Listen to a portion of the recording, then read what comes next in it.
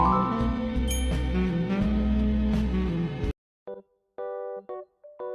teman-teman, kembali lagi dengan aku Niza Risi Junior. Di video kali ini aku bakal tunjukin cara memahami SEO on page dan SEO off page. Kalau gitu, tonton terus videonya sampai akhir.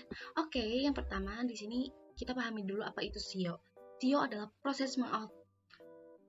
adalah proses mengoptimalkan situs web agar mendapatkan peringkat tinggi di mesin pencari seperti Google secara organik atau gratis atau tidak berbayar. Tujuannya menangkap niat atau intent pengguna saat mereka mencari solusi. Di sini kita ada 3 pilar utama SEO. Yang pertama, on-page SEO atau konten dan struktur. Ini adalah apa yang Anda lakukan di dalam halaman web agar mesin pencari mengerti isi konten tersebut. Keyword research, yaitu mencari kata kunci yang relevan dengan volume pencarian tinggi namun persaingan masuk akal. Kedua, konten berkualitas, bukan cuma teks panjang, tapi konten yang menjawab pertanyaan penggunaan secara tuntas. Yang ketiga, HTML tags, mengoptimalkan title tag, meta description, dan header text, H1, H2, dan H3. Yang kedua, kita ada off-page SEO, atau otoritas dan reputasi. Ini adalah upaya membangun kredibilitas situs Anda di mata dunia luar. Yang pertama ada backlinks, mendapatkan tautan dari situs lain yang kredibel. Anggap saja ini sebagai voting kepercayaan. Kedua, social signals. Meskipun tidak langsung, interaksi di media sosial membantu meningkatkan visibilitas. Dan yang ketiga itu konsep EEAT, yaitu standar Google yang menilai experience, expertise, authoritativeness, dan trustworthiness. Selanjutnya, yang ketiga ada technical SEO atau infrastruktur. Bagian ini memastikan robot mesin pencari dapat merayapi crawl dan mengindeks situs Anda tanpa kendala. Di sini juga ada elemen yang pertama, kecepatan situs, yaitu Google membenci situs yang lambat. Kedua, mobile friendlines, yaitu situs wajib tampil sempurna di perangkat seluler. Yang ketiga, sitemap dan robots.txt, yaitu peta jalan bagi mesin pencari untuk menavigasi situs Anda. Dan yang terakhir ada HTTPS, yaitu keamanan data pengguna adalah prioritas utama. Selanjutnya, cara kerja algoritma secara sederhana. Yang pertama, mesin pencari bekerja melalui 3 langkah utama, yaitu yang pertama, crawling, atau robot atau bot berkeliling internet mencari halaman baru atau yang diperbaharui. Yang kedua, indexing, yaitu halaman yang ditemukan disimpan dalam database raksasa atau indeks. Yang ketiga, ranking. Saat seseorang mencari sesuatu, algoritma akan memilih halaman yang paling relevan dan berkualitas dari indeks untuk ditampilkan di urutan teratas. Di sini ada catatan penting. Yang pertama, SEO bukan strategi instan. Ini adalah investasi jangka panjang dan hasil biasanya baru terlihat secara signifikan dalam waktu 3 hingga 6 bulan tergantung kompetisi. Oke, selanjutnya, kenapa sih SEO sangat penting di 2026?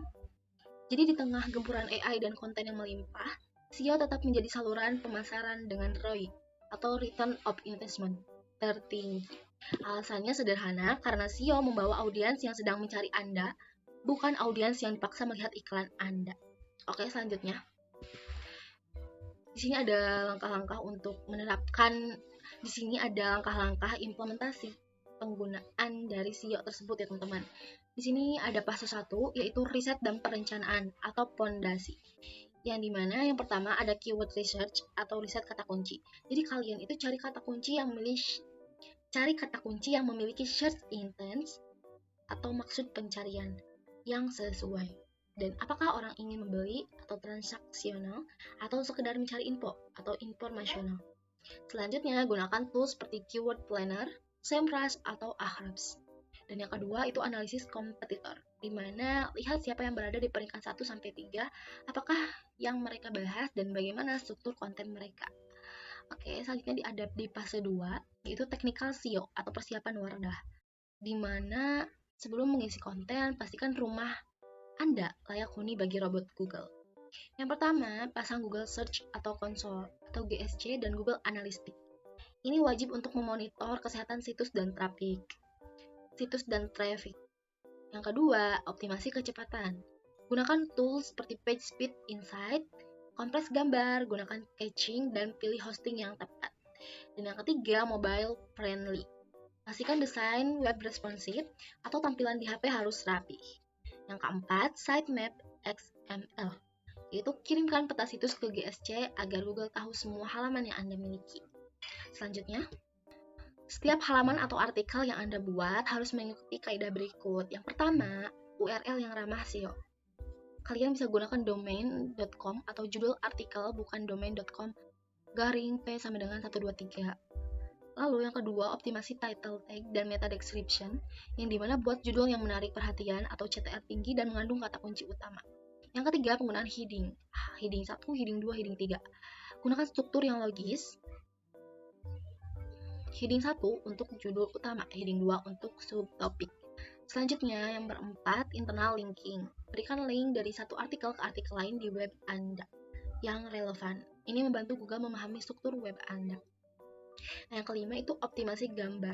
Beri nama file gambar sesuai kata kunci dan isi alt text. Di sini ada fase keempat, yaitu content marketing NIIAT. Yaitu yang pertama, Google sangat menyukai konten yang menunjukkan keahlian. Yang pertama, konsistensi. Posting secara rutin, misalnya 2 atau 2-3 kali seminggu. Lalu yang kedua, update konten lama. Bisa jadi SEO bukan sekali jadi, perbarui data atau informasi di artikel lama agar tetap relevan. Yang ketiga, author bio. Tampilkan siapa penulisnya untuk meningkatkan aspek expertise atau keahlian. Selanjutnya, ini ada fase kelima, itu output SEO, di mana membangun reputasi. Yang pertama itu ada link building. Jadi cari backlink atau tautan masuk dari situs yang memiliki otoritas tinggi dan relevan dengan industri Anda. Yang selanjutnya, Google's posting, di mana menulis artikel di situs orang lain untuk mendapatkan tautan balik. Yang ketiga, branding. Semakin banyak orang mencari nama brand Anda di Google, semakin tinggi nilai otoritas Anda di mata algoritma. Oke, selanjutnya contoh alur kerja implementasi sederhana ya teman-teman. Misalkan Anda memiliki bisnis jasa desain interior, jadi kalian pasti harus iri. Yang pertama, riset. Misalkan Anda menemukan kata kunci ide desain ruang tamu minimalis. Yang kedua, konten. Anda membuat artikel panjang 1000 kata dengan foto-foto hasil kerja Anda. 3. On page. Judul artikelnya misalkan 10 ide desain ruang tamu minimalis 2026. Strip, modern, dan hemat biaya. Lalu, teknikalnya, pastikan foto-foto di artikel tersebut sudah dikompres agar loading artikel cepat. Dan yang terakhir itu off-page. Anda membagikan artikel tersebut di LinkedIn atau mendapatkan liputan dari media properti. Oke, terima kasih sudah menonton sampai akhir. Semoga videonya bermanfaat dan bisa langsung kalian coba juga. Kalau ada pertanyaan, kalian bisa langsung kirim di kolom komentar. Dan jangan lupa untuk subscribe, like, and share biar gak ketinggalan video selanjutnya dari aku. Bye-bye!